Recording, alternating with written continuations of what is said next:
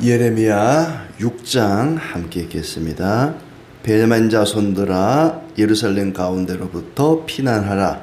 드고아에서 나팔을 불고 벤하게렘에서 깃발을 들라. 재앙과 큰 파멸이 북방에서 엿보아 오미니라. 아름답고 우아한 시온의 딸을 내가 멸절하리니 목자들이 그 양떼를 몰고 와서 주위에 자기 장막을 치고 각기 그 처소에서 먹이리로다. 너희는 그를 칠 준비를 하라. 일어나라. 우리가 정오에 올라가자. 아하, 아깝다. 날이 기울어 저녁 그늘이 길었구나. 일어나라. 우리가 밤에 올라가서 그 요새들을 헐자 하도다. 만군의 여호와께서 이와 같이 말하노라. 너희는 나무를 베어서 예루살렘을 향하여 목책을 만들라. 이는 벌 받을 성이라. 그 중에는 오직 포악한 것뿐이니라. 샘이 그 물을 솟구쳐 낸 같이 그가 그 악을 드러내니 폭력과 탈취가 거기에서 들리며 질병과 살상이 내 앞에 계속하느니라.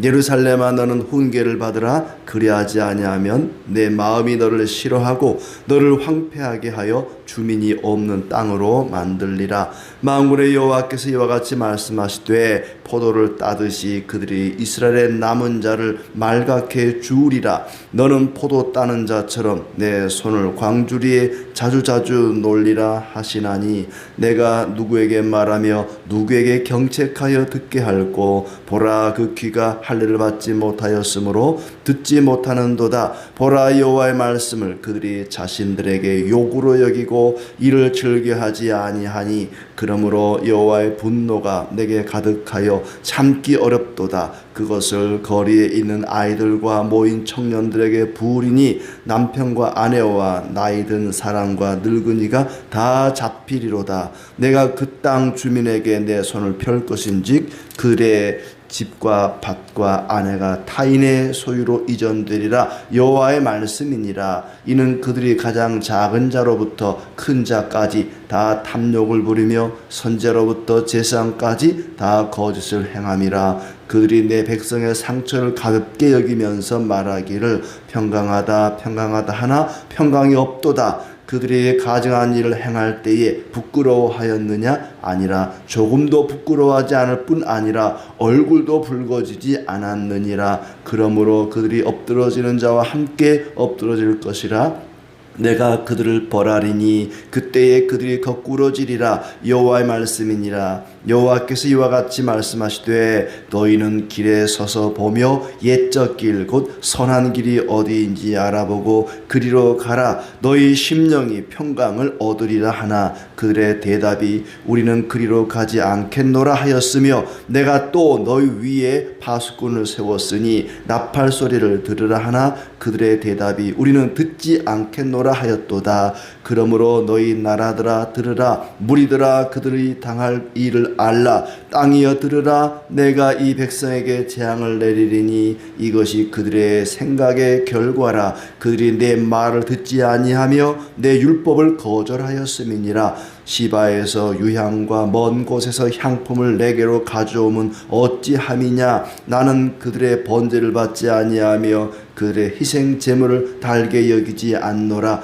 그러므로 여호와께서 이와 같이 말씀하시니라. 보라, 내가 이 백성 앞에 장애물을 두리니 아버지와 아들들이 함께 거기에 걸려 넘어지며 이웃과 그의 친구가 함께 멸망하리라. 여호와께서 이와 같이 말씀하시되 보라, 한 민족이 북방에서 오며 큰 나라가 땅 끝에서부터 떨쳐 일어나나니 그들은 활과 창을 잡았고 잔인하여 사랑이 없으며 그 목소리는 바다처럼 포효하는 소리라. 그들이 말을 타고 전사같이 다 대를 버리고 시온의 딸이 너를 치려 하느니라 하시도다. 우리가 그 소문을 들었으므로 손이 약하여졌고 고통이 우리를 잡았으므로 그 아픔이 해산하는 여인 같도다. 너희는 밭에도 나가지 말라. 길로도 다니지 말라. 원수의 칼이 있고 사방에 두려움이 있음이라. 딸, 내 백성이 굵은 배를 두르고 재에서 구르며 독자를 이름같이 슬퍼하며 통곡할지어다. 멸망시킬 자가 갑자기 우리에게 올 것임이라. 내가 이미 너를 내 백성 중에 망대와 요새로 삼아 그들의 길을 알고 살피게 하였노라. 그들은 다 심히 반역한 자며 비방하며 돌아다니는 자며 그들은 놋과 철이며 다 사악한 자라. 풀무불을 맹렬히 불면 그 불에 납이 살라져서 단련하는 자의 일이 헛되게 됐느니라. 이와 같이 악한 자가 제거되지 아니하나니 사람들이 그들을 내버린 은이라 부르게 될 것은 여호와께서 그들을 버렸음이라.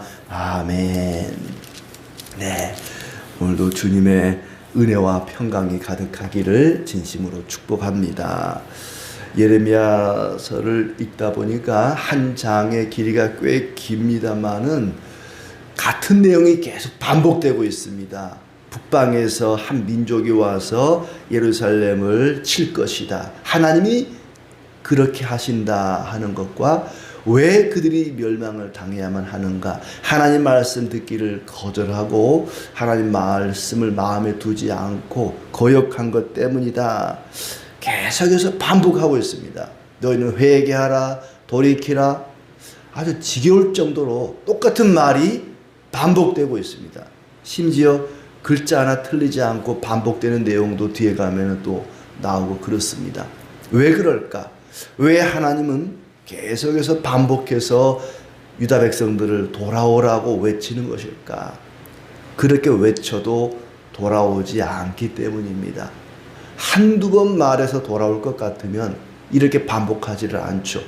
아무리 돌아오라고 외쳐도 회개하라고 소리쳐도 그들이 귓등으로도 안 들으니까, 들은 척도 안 하니까, 들어도 못 들은 척 하기 때문에 하나님께서는 끊임없이 반복해서 돌아오라고 외칩니다.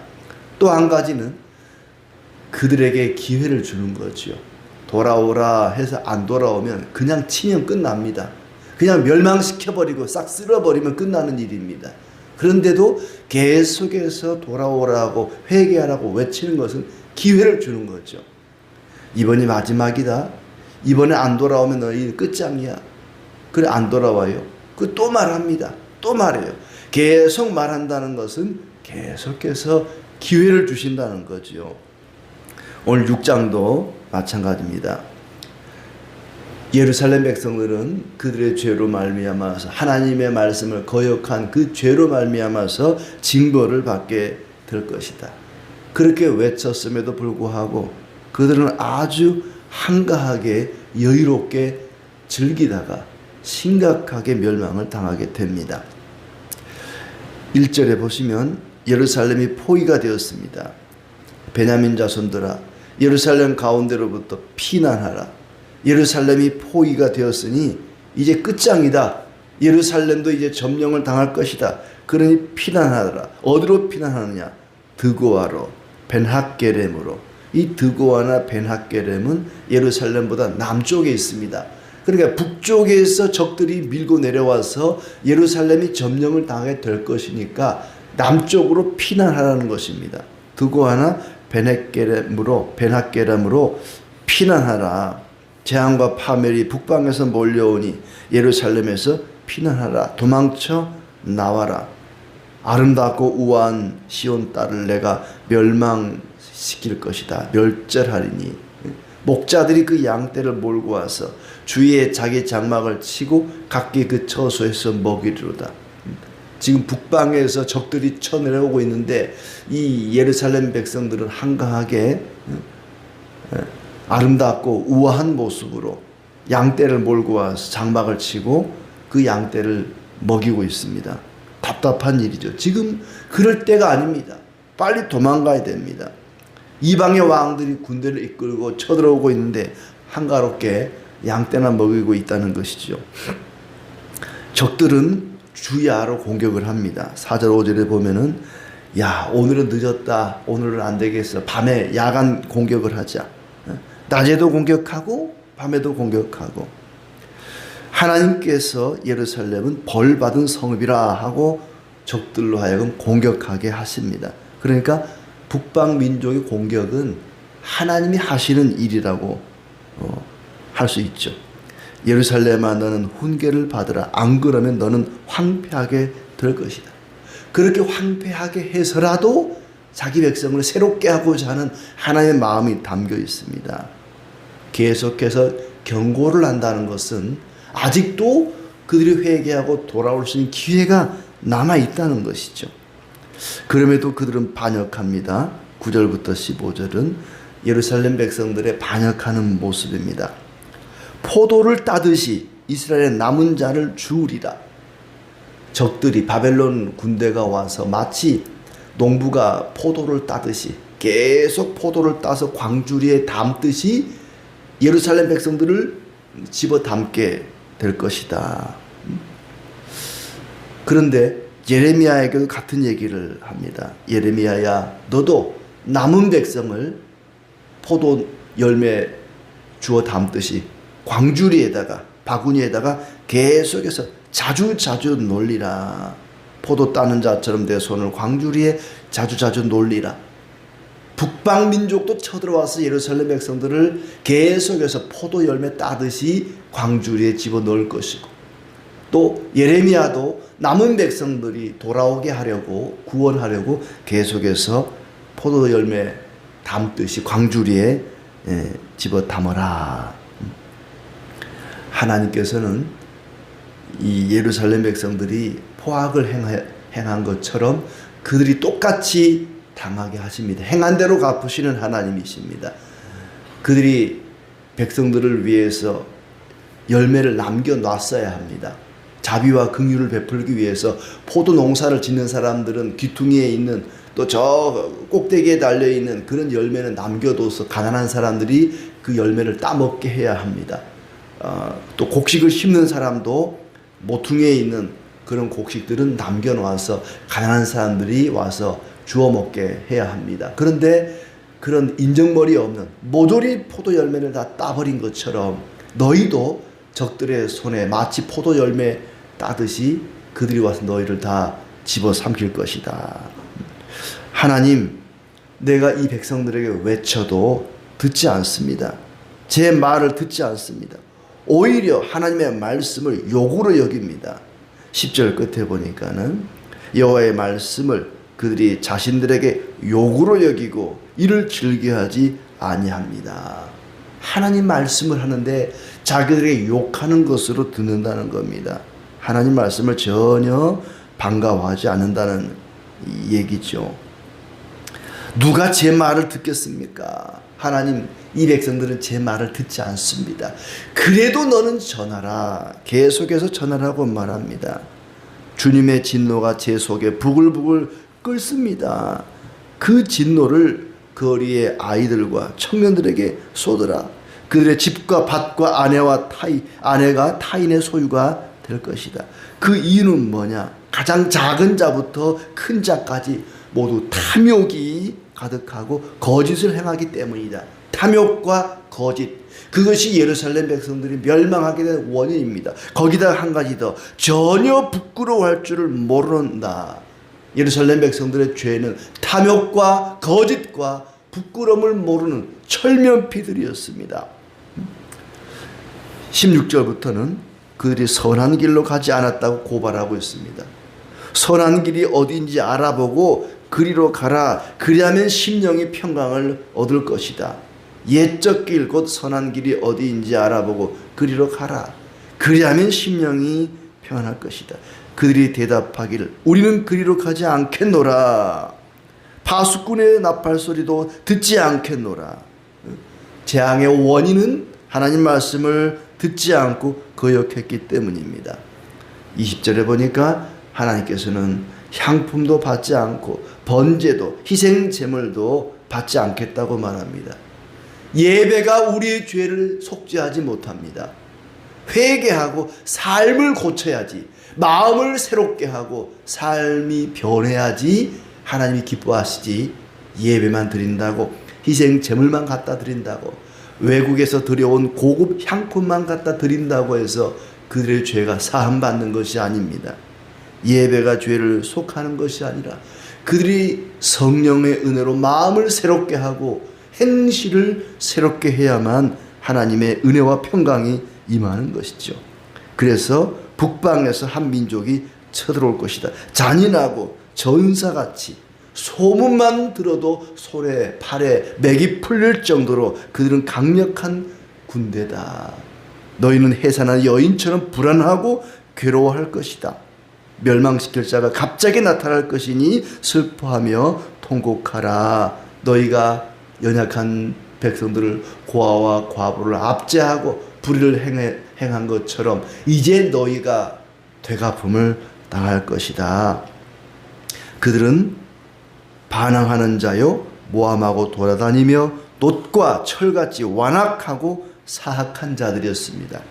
그들의 죄악이 도무지 제거되지 않는다. 불을 지펴서 뜨겁게 불로 달구어서 거기서 불순물을 다 제거해야 되는데 너희는 도대체 아무리 징계를 해도 죄악이 제거되지 않는다.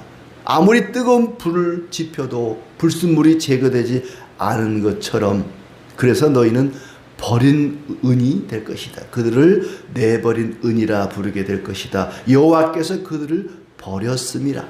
하나님이 그들을 버렸다. 내버린 은이라. 더러운 불순물이 제거되지 않는, 아무리 징계를 해도 그들에게 있어 죄악이 제거되지 않는 예루살렘 백성들을 향해서 내버려진 은이라고 부른다는 것입니다. 16절의 말씀을 다시 한번 보시면 너희는 길에 서서 보며 옛적 길 곧 선한 길이 어딘지 알아보고 그리로 가라. 가만히 서서 내가 가고 있는 길이 선한 길인가 악한 길인가 한번 생각해 보라는 것입니다. 지금 예루살렘 백성들이 살고 있는 삶의 방식이 과연 하나님 기뻐하시는 선한 길인지 아니면 하나님 미워하시는 악한 길인지 가만히 한번 생각해 보라는 것이죠. 옛적 길, 곧 선한 길이 어디인지 선한 길을 알아보고 그 선한 길을 가라. 그리하면 심령이 평강을 얻을 것이다. 그런데도 우리는 그리로 가지 않겠노라 라고 대답했다는 것입니다. 우리는 늘 우리 자신이 지금 어디에 서 있는지 살펴봐야 됩니다.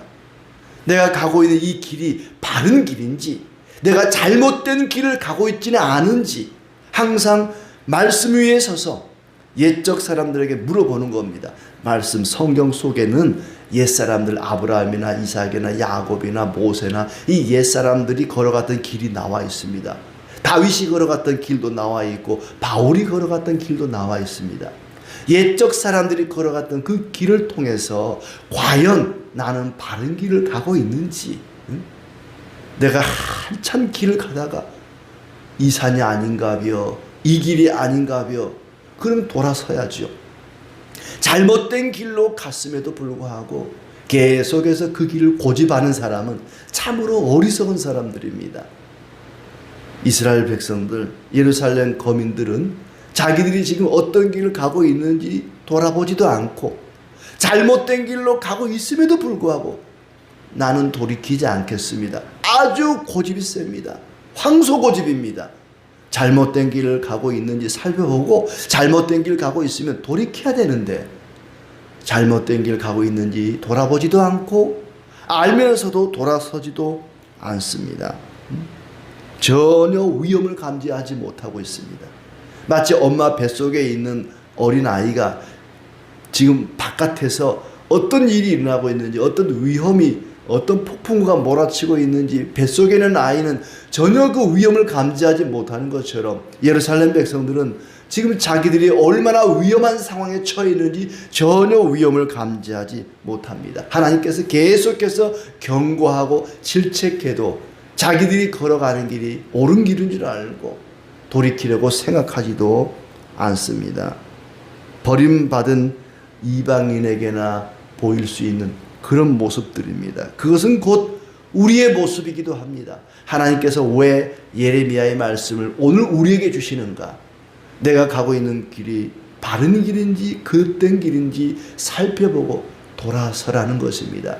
그런데 그들은 철과 놋처럼 아주 딱딱하고 단단한 철면피 같은 그런 마음들이었습니다.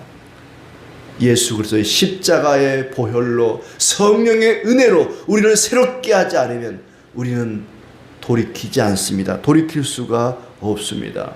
오늘도 하나님 말씀을 듣고 내가 가고 있는 이 길이 내 인생길이 바른 길인지 그릇된 길인지 살펴보고 잘못된 길이라면 돌아서서 하나님을 향하여 뚜벅뚜벅 나아가기를 원합니다. 성령께서 우리를 새롭게 하시고 온유하고 겸손하게 하시기를 진심으로 축복합니다.